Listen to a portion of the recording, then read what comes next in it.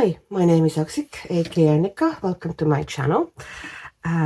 Here we talk mostly about coloring and coloring books and art materials and whatever pops into my head as I'm filming these videos. So today is a flip through time. I got this book today actually in the post and it was a pre-order that I had kind of forgotten about. I had thought that I had ordered Maria Trolle's The Christmas book, which was published fairly recently as well, but I had forgotten that I had also ordered this one. I had thought that, oh, I'm not going to order any more Maria Trolle's books, you know, there's already, I have too many. No, I'm not going to order. And somehow I did order it. so surprise. So I think it was in my basket and I just checked out 2 books. Anyways, it is gorgeous, and I already have 1 page in it that I think finished with. Haven't really made up my mind yet if I'm going to try to do something else with it. Not 100% happy with it, but you know, it is what it is. And I also have 1 disaster in it, so you can see all sorts of things during the flip through. It is published by the usual Maria Trolle's publishing house, Bookmark. All her Swedish books seem to be published by the same publisher, and these are all the books here of hers so far from what I can see. Well, there are some things missing, like, but everything that has been probably by this publisher. And this is the ISBN, you know, in case you want to look for it. It is available on Bokus and iMusic. I will try to remember to put the links in the description if you want to order them. It will probably be, you know, definitely be available in English edition as well, but it will probably take about half a year before it gets there. As I said, I love the color scheme in it. It's very kind of autumn/winter, really gorgeous. I love all the latest cover designs by Maria Trolle books. I like kind of the graphic nature of them. I wish I would be bold enough to kind of actually color them like this flat, almost color by number style, you know. The book is size-wise. Okay, I don't have my good ruler here, which has the centimeters as well, but I can tell you the inches. It's about 8.5 inches to 10 inches. And it's pretty much the standard size lately for her books. I like that size. It's manageable. Beautiful hardcovers with kind of a textile kind of feel, and of course this beautiful shiny detail. And the paper, one of the reasons I do order them, you know, if I order them at all, I tend to order them as a Swedish version, because I like the paper in it. It actually looks thinner than the, you can see that I have done a page. It actually looks thinner than probably the English version would be. The paper doesn't feel super thick, but it does pretty much all the materials really well. So this is the reason I tend to kind of go for these editions. And okay, let's get cracking. So this is the usual, the title page, which would be great for color testing and material testing. There's also one at the back, and of course I, you know, managed to do the good old, oh, I know how things work in this book, and didn't test them and got a bit burnt. But you know, nothing that I can't save. So here we go. We start. There's a whole story, you know, about this book probably, and you know why and how by her. It is obviously in Swedish, and I haven't really translated it yet, so I don't know what she's saying here. And she's starting with spring from what I can gather here.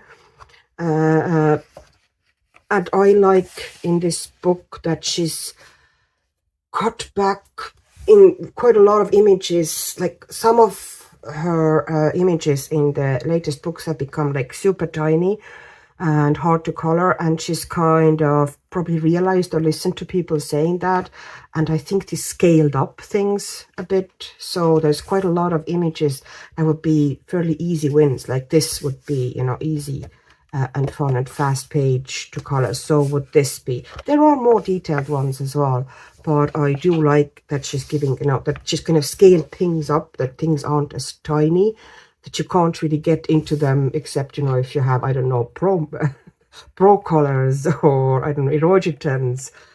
Sometimes for, you know, some really tiny details in the other books, I have struggled with polychromos to get into them, you know. So I love that in the springtime there's also a witch flying. I love that teapot on the broom handle. It's just, the idea is so cute, and the cat is super cute. So, but you know, the face isn't like some of the, especially in the fairy tale books, you know, there's little characters, and the characters are so tiny, and the face and, you know, their limbs are so itsy bitsy that there's nothing you can do with them. So, oh, beautiful. I love her kind of a circular designs like this. Just gorgeous. This would be, you know, one of those really enjoyable, you know, you would almost kind of grab your pencils and or water-based markers or whatever, and kind of give them, you know, really quick page and almost guaranteed to look lovely. So it's a melting snow. Oh, well, that's kind of a Easter vibes here. We have chicks and we have a hen, another chick. Not more Easter. Now we have decorated eggs. Oh, the bunny. Oh, I love this one. It's very cute. And once again, that teapot, which I think she might be using as a watering can. Because that's the only reason I can see her walking around with it. Oh, this is so cute. The rooster and the witch flying across the sun. It seems to be that this witch character, it might be that the kind of a, she's going through the seasons here. Oh, more Easter. I don't really color Easter much. You know, sometimes I think I have a couple of pages. It's not really, I don't really do much like very seasonal or very holiday coloring, especially if the holiday is, you know, Easter isn't really that big of a holiday for me, so I tend to kind of cheerfully ignore it most of the time. But this one is very cute, her selling eggs and flowers, and it seems to be jams. Really cute. Oh, flowering can. Sorry, flowering can. Watering can. Wow, wow. It's late. Okay, it's late. Oh, I love that. I love that. Those are the petals. Those aren't the leaves falling. It could be. You could actually do it as an autumn page also, although it's, I think, still in a spring section. But I think they're actually meant to be flower petals that are falling. I love the image. I love the fox. That's one of the images I would definitely. I actually like the composition here as well. Sometimes Trolle's composition can be. She's gotten better, I find, but I have struggled with her compositions in the past. You know, that things are out of proportion or weirdly positioned. That you know, it's hard to kind of get a nice balanced page, but I think she has really improved and she's getting better at kind of positioning things on her page and making sure that everything is balanced, because that is beautifully, beautiful composition here. This is also a cute scene. I love the cat sleeping on the table. I think we might be in the summer now. Possibly. Another one that I like the composition here, you know, that the fact that this tree is coming out of the frame. I love the images that she has framed. I have a weakness for kind of contained images like this, but I also like that something is coming, you know, out of the frame. So really cute. Beautiful image. Yeah, it's definitely summer. Yeah, everything is a bit more scaled up, and it's like very few images when things are getting like unreasonably tiny, that you basically just have, black line and teeny bit of, tiny bit of space in between black lines, which happened to some of her books. Like fairy tale book is, although I love the fairy tale book a lot, but there's quite a lot of images that have, almost no white space to color this, because everything is so teeny. And the line art is fairly thick. But I think this is easier to color. It is also probably not as appealing to a lot of people who are looking for that level of detail. But for most of us, I think this book is going to be kind of easier and better to deal with. Well, that is really lovely. Oh, the straw. Oh, look at the little gnome or elf or whatever carrying the strawberry on its back. Isn't it just precious? Oh, that's the Midsummer Day, isn't it? That's a very Scandinavian thing. The portraits are quite cute as well. Though I have to say, her faces, her portraits don't really call to me much. I like her scenes better and kind of like storage pages. But I have seen a couple of pages that I actually do like the face and, would actually like to do the face. There was one, I think, here in the beginning as well, which was, I'm not going to start looking for it now. Just, waste your time. You want to see the book. I'm not going to go on tangents. I'm not. Oh, look at this little kind of a elf or fairy just hiding in the bushes here, and she's picking the flowers. That's a cute little, kind of easy win if you just feel like doing something quick and, easy. Do the background with soft pastel. And I probably, either do the flowers with pure pencil or maybe put felted pens, pastel felted pens as a base in there. Watercolor behaves really well in this book. So do felted pens, but there are, little caveats, and I'm going to show them to you, my disaster moment. Yeah, I don't like things in jars, living things in jars. I have this, they're going to die. This is not nice, they're suffocating. Yeah, well, there seems to be at least a crack in the jar, so that maybe they at least survive, but I just, don't, this is one thing that I don't like. I presume that might be either just a person swimming or might be a mermaid. There is a mermaid here, a tiny mermaid, like itsy bitsy tiny mermaid. Yeah, they're definitely. And this is mermaids with a skull. Are we getting into the autumn territory? Yeah, we're getting into autumn territory. So this is probably not to Halloween. We have underwater scene with 3 mermaids and a skull. Oh, I love this one. I think is that the one from the, no, it's not exactly the same, but it's similar enough. It might be. I love that one. I think that might be repeating the fox against the sun in different seasons, but we'll see. We'll see how it's going to go. But oh, I absolutely love this scene. Definitely would like to do that. This one is all right, but is not really calling to me much. But I could see, how it would be kind of easy to do. Love this one. Would really like to do that, beautiful kind of autumnal. Also like this one, I love the fact that the little elf has a sword and it's cut down a mushroom with a sword. Look at that. Isn't it just precious? Yeah, there's loads of kind of really cute little ideas and quirks in this book. Really love it. This is, once again, considering like it should be just autumn, quite a heavy portion of the autumn pages seem to be Halloween themed. So, if you want something for kind of a Halloween or kind of a dark nights coloring, it definitely will have some here. you know, I would actually kind of prefer that autumn scene without the pumpkins almost, because I like the scene, but I can only color it essentially in October.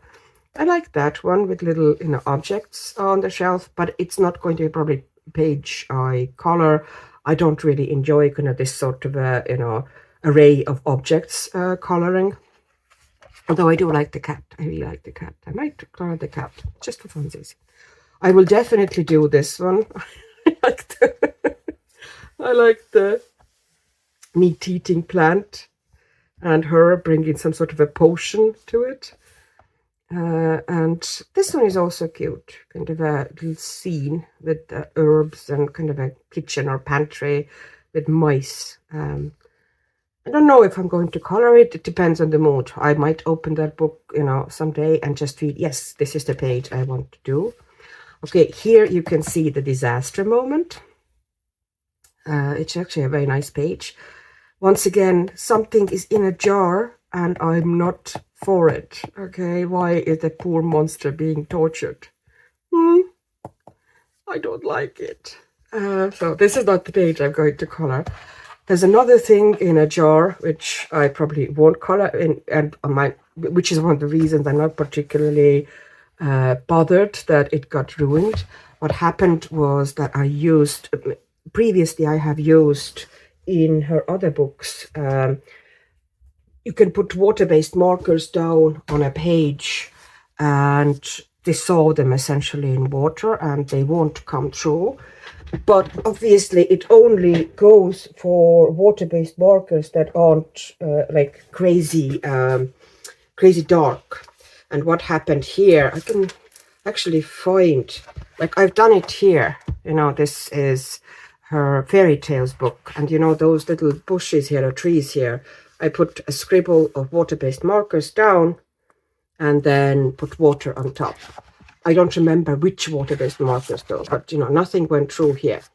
Well, there's something on the other side, but nothing went through here.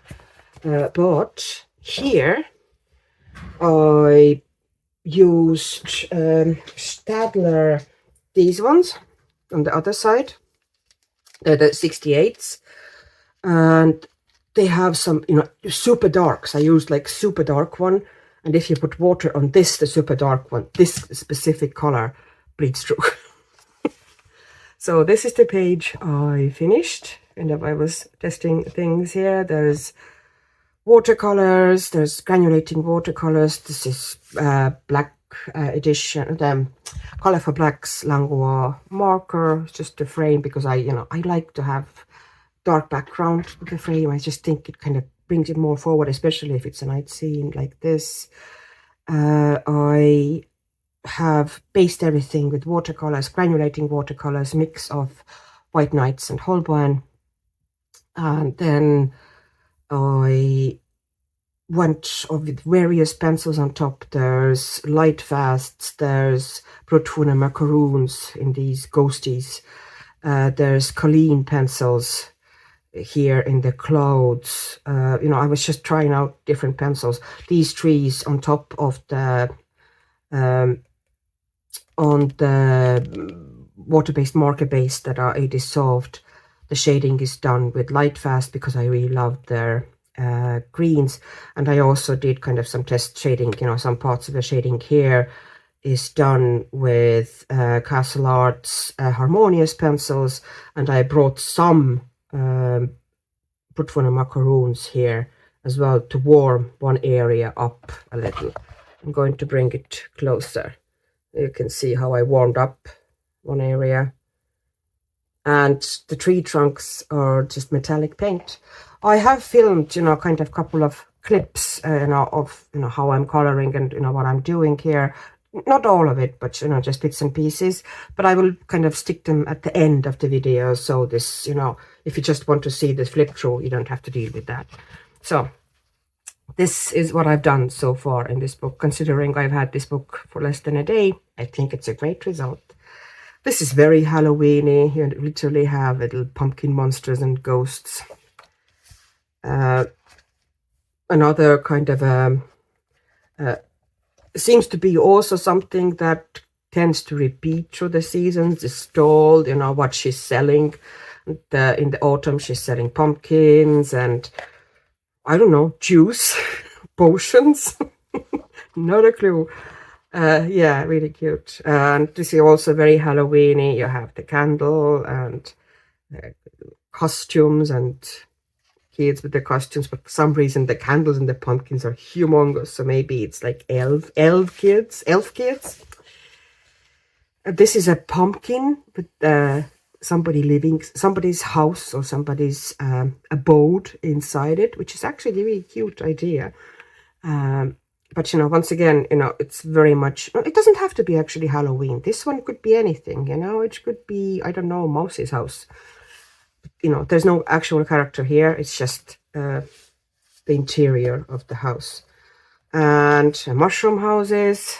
And this one is now pumpkin free, so it could be done anytime. Autumn. I love this one. It is kind of Halloweeny, but could be just kind of a, you know, autumnal, kind of a darker scene.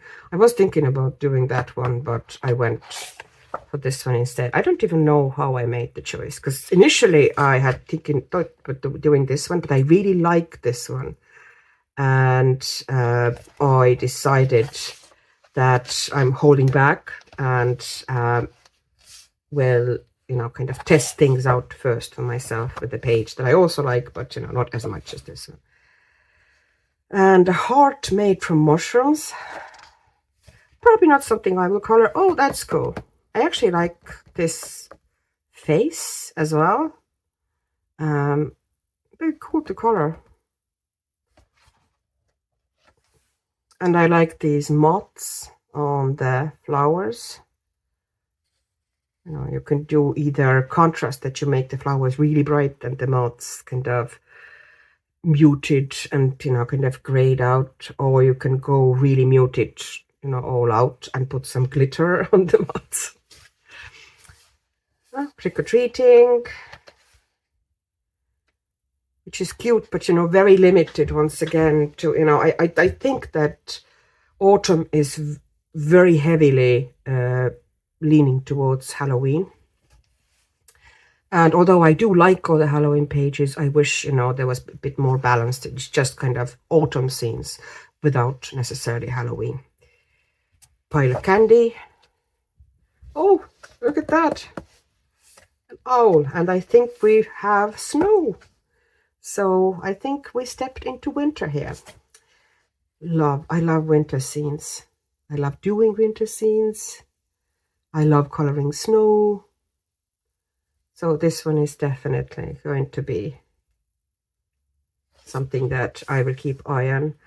Northern Lights. I have never colored Northern Lights. It's a beautiful scene once again, and, you know, kind of a really lovely contained image with nice kind of a balance to it. But yeah, I need to learn how to color them or figure out for myself. Not even, you know, learning. I tend to kind of look at photos and something and make up my own way. This is beautiful, actually, lovely portrait. I would love to do that one. It's really pretty. One of the best faces, you know, of hers that I've seen. It's really cute. Skating scene. I love that there's not just Christmas, you know, that there's just kind of pure winter as well. But now we're getting into the kind of a seasonal or, you know, holiday coloring. So this is probably Lucia's. Yeah, Saint Lucia. Day, the wreath they carry on their heads that day, young girls with the candles. Oh, I love this one. And I love that you can either do it Christmas, or you can very easily actually take that wreath out here and it's just a lovely winter cabin. I love the fact that there's skis on next to the door, stuck in the snow. And oh, I love this one. once again, you know, it's not just Christmas. It's probably because she already has the Christmas book. She hasn't lent very heavily towards Christmas in this one. So I love the kind of apples on the tree with little caps of snow and the little rabbit eating an apple. Well, this is now definitely holiday themed. We have little whatever birds they are, possibly robins, carrying tiny presents. Really cute. Would be also really easy, kind of a easy win of a page, you know, if you just want to make something quick and easy. That's it. And oh, the Santa scene. Another skating scene, but now with the city in the background. Once again, you know, this could be kind of a Christmassy scene, but, you know, could just be winter scene. Yeah, that star doesn't necessarily have to mean Christmas. And it's really cute. I love that scene, actually. Another really cute one. Tiny elf carrying a big apple into their little tiny house, which it needs to be, seems to be a tree stump house. We have a Christmas tree. Very nicely drawn Christmas tree. I like how it's drawn. I would like to put something more in the background than these two trees on the sides though. But you know, that's, you can do it yourself. Christmas cookies or gingerbread or whatever how you call them in your house. We have that thing going on before every Christmas, the big baking thing. Christmas decorations, once again, kind of an easy win page, you know, just either soft pastel or watercolor background or whatever, and just a bit of pencil and you're done. Oh, see, another stall, and she's selling now candy and probably gingerbread, probably Christmas trees in pots, and yeah, lollipops. Yeah, Christmas stuff. I think these pastries are kind of very Christmas thing in Scandinavia. Don't think we even have them here that much, or, you know, I don't think I've ever tried them, but I've seen them before in kind of Christmas images, which are like Scandinavian origin. What are these? Oh, are these the oranges with cloves stuck into them? I think it might be something that is either used as a decoration that, you know, kind of gives a lovely smell to the house as well. I don't really know exactly. It's not something we would do here, but it looks like. And see, these are kind of, you know, try your materials pages, which I really should have used before I went and took this super dark water-based marker and put it down and said, yeah, it's going to be fine. It's not going to go through the paper. This sort of a, you know, dye-based, water-based marker, there are very few papers that this one won't go through if you put it down, you know, and put water on it. Some Japanese books, maybe. So that's it. That's her. That's everything in this beautiful book. So now I have a couple of clips. If you want to watch further about coloring this page, just some tiny details, and that's it. That's all the flip through. Hopefully you enjoyed the book and had fun. Okay, bye bye. So here I'm starting the frame with Langlois colorful black acrylic marker. One of the reasons I'm putting it down first is because I'm planning to do a lot with watercolor, and in this way I can be fairly sloppy and go over the edges. It'll just resist the watercolor. And at first I had to actually switch the acrylic marker here because the first one was running dry and this one is fine. Now you could see that little sponge that I use for tapping excess paint off. The brush, this is now the, I think it's semi-art brush. I really like these ones. They hold the tip very well. The paints I'm using here are White Nights granulating watercolors, I think this one is dark blue shadow. Pretty sure that was the one. And for all granulating watercolors, they only really do any effects if you put them down with a fair bit of water. So as you can see, I'm putting them down pretty wet and juicy. And here I'm now doing a bit of a transition. I wanted a bit of an interest in the sky, so I think it was Purple Mist, something like this was the name of the paint. And you can see that because this paper behaves so well with water, it doesn't immediately sink into the water, so I can actually kind of, leave the edge and come back with another, paint or color and, blend them together, and you don't get the harsh edge there. So this paper is fantastic with watercolors. Yes, of course, it will slightly curl, all of them pretty much will. There's nothing to do about that, no coloring book is really, there's very few that won't kind of buckle at all.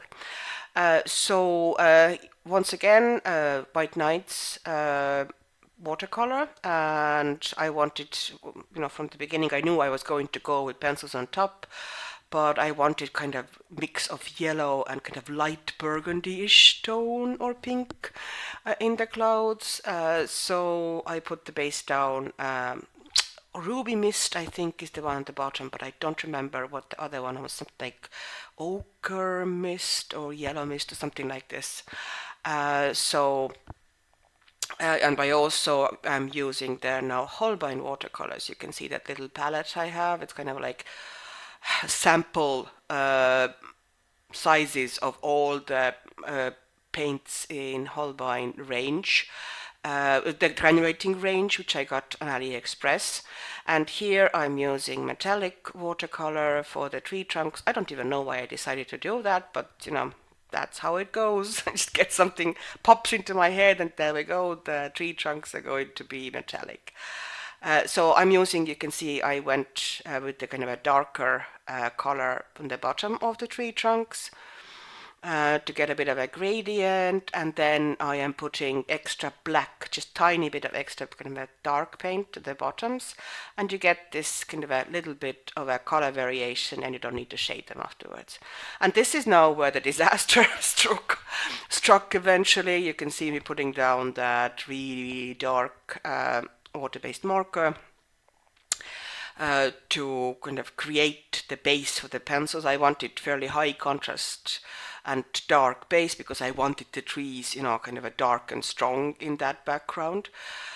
So I'm putting down mix of really muted colors and dark colors and kind of quite bright colors to provide myself, good contrast and interesting base. To put the pencils on, and now I didn't just put a bit of water there, I flooded it. And at first you don't really see the effect. You will see the effect more, it needs to kind of develop that sort of a water application. You can see how much it changed. It's not as harsh anymore. It kind of needs to dry naturally, and then it spreads and becomes more kind of interesting and even. But in this case I didn't really let it to dry naturally. I kind of helped a bit with the hot air gun because I wanted to kind of get to pencils. And these are, I'm using at the moment, it was Racing Green by Derwent Lightfast, and now I'm doing Olive Earth. This is fairly warm, muted green, and just kind of adding variety of different hues here. This one is very, kind of also very muted and warm, light bronze. And after that I'm going to go in with way cooler and brighter but very light color from a different brand. It's Broadfoot and Macaron Lettuce Green, and you can see how I'm kind of brightening and at the same time cooling down the effect. I'm giving more highlights there, and I am also kind of giving more kind of color variation and tone variation to the tree. So thank you very much for watching. That's it for me, and bye bye.